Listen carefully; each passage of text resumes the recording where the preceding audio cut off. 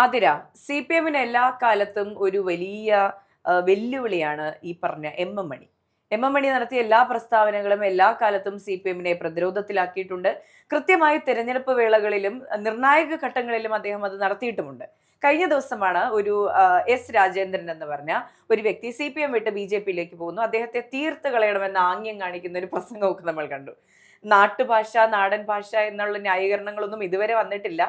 പക്ഷെ എന്ത് തന്നെയായാലും എന്തുകൊണ്ടായിരിക്കും മണി ഇങ്ങനെ എല്ലാ കാലത്തും ഇങ്ങനെ വ്യക്തികളെ കടന്നാക്രമിക്കുന്നതും പേഴ്സണൽ അറ്റാക്ക് ചെയ്യുന്നതും എന്തുകൊണ്ടായിരിക്കും?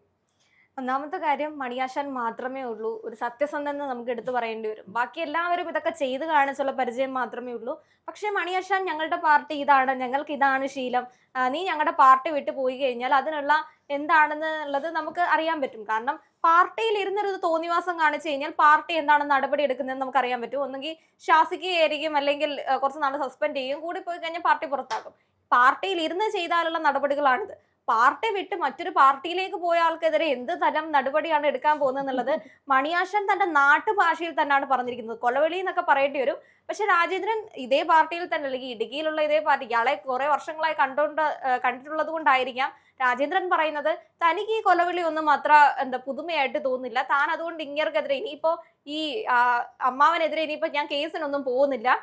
പുള്ളിയുടെ ഒരു ശീലമാണ് ഇത് ഇങ്ങനെ നടത്തിക്കോട്ടെ, എനിക്ക് ഈ മരണ ഭയമില്ല, നിങ്ങൾക്ക് ചെയ്യാൻ പറ്റുന്നത് ചെയ്തു, പ്രശ്നമൊന്നും ഇല്ല എന്നുള്ളതാണ് പറഞ്ഞിരിക്കുന്നത്. പക്ഷെ ഇതിന്റെ ഒരു പ്രശ്നം എന്ന് പറഞ്ഞു കഴിഞ്ഞാൽ ഇയാള് കാരണം CPM പൊറുതി മുട്ടിയിരിക്കുകയാണ്. അതെ, അതാണ് പ്രധാന കാര്യം എന്ന് പറയുന്നത്. കഴിഞ്ഞ തവണ തദ്ദേശ തെരഞ്ഞെടുപ്പ് കഴിഞ്ഞ ഉടനെ വന്നിരുന്നിട്ട് ഞങ്ങൾ വാങ്ങി തന്നത് ശാപ്പാട് പിടിച്ച് നിങ്ങൾ എന്നെ പറ്റിച്ചില്ല എന്ന് പറയുന്നത് എല്ലാവരുടെയും മനസ്സിലുണ്ടായിരുന്ന കാര്യം തന്നെയാണ്. പക്ഷെ ഇദ്ദേഹം അത് തുറന്നു പറയുന്നു എന്നുള്ളത് അതിനുശേഷം നമ്മൾ അറിഞ്ഞിരുന്നു. പിണറായി വിജയൻ നേരിട്ട് വിളിച്ച് ശാസിച്ചിരുന്നു, ഇനി മിണ്ടരുത് എന്ന് പറഞ്ഞിരുന്നു. എന്നാലും എത്ര കൺട്രോൾ ചെയ്താലും ഉള്ളിൽ നിന്ന് ആ സാധനം പുറത്തു വരും എന്ന് പറയുന്ന പോലെയാണ് മണിയുടെ കാര്യം. എന്ത് ചെയ്താലും അത് അവസാനം കയ്യിൽ നിന്ന് പോകും. ഇപ്പോൾ ഈ കാര്യത്തിലാണെങ്കിൽ പോലും, ഈ രാജേന്ദ്രന്റെ വിഷയമാണെങ്കിൽ പോലും അദ്ദേഹം പറയുന്ന ഒരു കാര്യമുണ്ട്. ഞങ്ങളുടെ ആനുകൂല്യങ്ങളെല്ലാം വാങ്ങി പൊട്ടടിച്ചിട്ട് ഞങ്ങളുടെ പെൻഷനും വാങ്ങി 15 വർഷം ഞങ്ങളുടെ MLA ആയിരുന്നിട്ട് പോവാൻ നാണമില്ല എന്നൊക്കെയാണ് ചോദിക്കുന്നത്. അപ്പൊ അദ്ദേഹം ഉദ്ദേശിക്കുന്നത് പാർട്ടി എന്ത് തന്നാലും ഞാൻ എന്ത് തന്നാലും അത് ഞങ്ങളുടെ ഔദാര്യമാണ്. അത് വാങ്ങിയിട്ട് നിങ്ങൾ വേണമെങ്കിൽ ഇവിടെ ഞങ്ങളുടെ അടിമപ്പണി ചെയ്തോളൂ, ഇല്ലെങ്കിൽ നിങ്ങൾ ജീവിക്കണ്ട.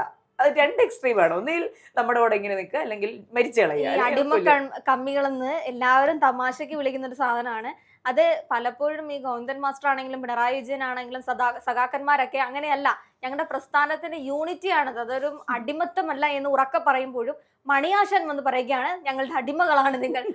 ഇതാണ് ഇവരെ എപ്പോഴും പ്രതിരോധത്തിലാകുന്നത്. ആദ്യ സമയത്ത് മണിയാശാൻ ഈ പറഞ്ഞ ഒരു മന്ത്രിസ്ഥാനത്തിൽ ഇരുന്ന സമയത്ത് പോലും അയാൾ ഒരു കൊലവിളി നടത്തിയിട്ടുണ്ടായിരുന്നു. അത് പിന്നീട് വളരെയധികം ട്രെൻഡിങ് ആവുകയും CPM-നെ വളരെയധികം സംഘർഷത്തിലാക്കുന്ന കുറേയധികം പ്രസ്താവനകളായിരുന്നു ഇത്.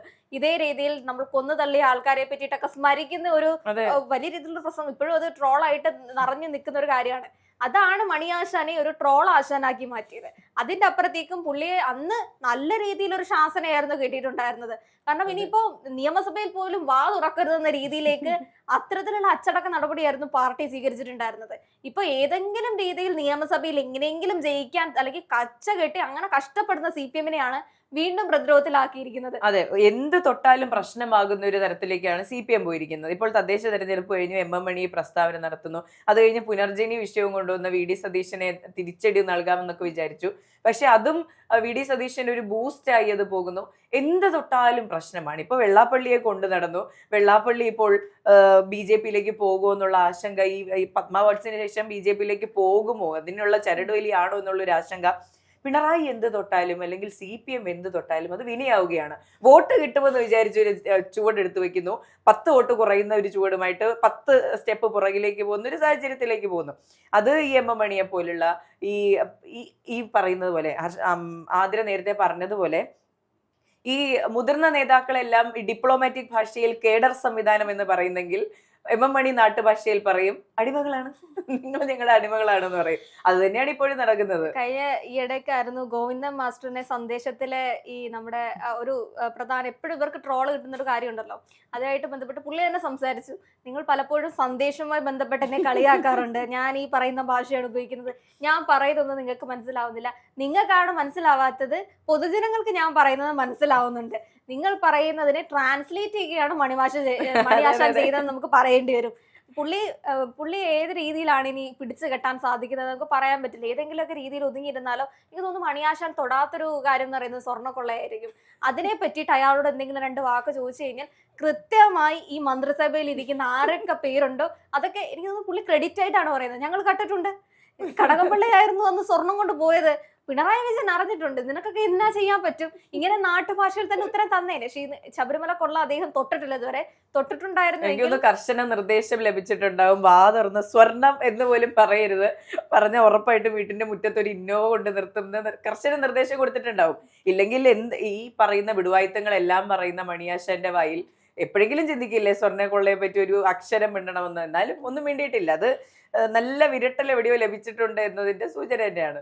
നമ്പർ 1 അന്തം കമ്മിന്ന് നമുക്ക് മണിയാശാനെ പറയാൻ പറ്റും. കാരണം ഇത്രയധികം കേട്ടു, പാർട്ടിയുടെ കയ്യിൽ നിന്ന് അച്ചടക്ക നടപടികൾ ഉണ്ടായി, ശാസിച്ചു, പരോക്ഷമായി തന്നെ ഇദ്ദേഹം സ്ഥാനത്തിരുന്ന സമയത്ത് തന്നെ ഇയാൾ അങ്ങനെയാണ് ഇങ്ങനെയാണെന്ന് മുഖ്യമന്ത്രി വരെ പറഞ്ഞു കേട്ടിട്ടുണ്ട്. എന്നിട്ട് പോലും വീണ്ടും ഈ പറയുന്ന പാർട്ടിയുടെ കൊഴുപ്പിനെ അല്ലെങ്കിൽ ഇതിനെ വലിയൊരു ക്രെഡിറ്റ് ആയി കണ്ടുകൊണ്ട് വീണ്ടും മാധ്യമങ്ങൾക്ക് മുന്നിലേക്ക് വരാൻ കാണിക്കുന്ന ഒരു മനസ്സെന്ന് പറയുന്നത് അവിടെയാണ് എനിക്ക് തോന്നുന്നു മണിയാശാൻ എന്ന് പറയുന്ന ആ ഒരു മനുഷ്യനെ CPM കൂടെ നിർത്തുന്നത്. നിങ്ങൾക്കൊരു കെണിയാണ് മണിയാശാൻ എന്ന് പറയുന്നത്. അതൊന്ന് ആലോചിച്ചു നോക്കൂ. തദ്ദേശ തെരഞ്ഞെടുപ്പ് കഴിഞ്ഞ് അത്രയും വലിയൊരു വിഷയമുണ്ടായി, അത് പൊതുജനത്തിനിടയിൽ വലിയൊരു പ്രശ്നം ഉണ്ടാക്കിയിരുന്നു.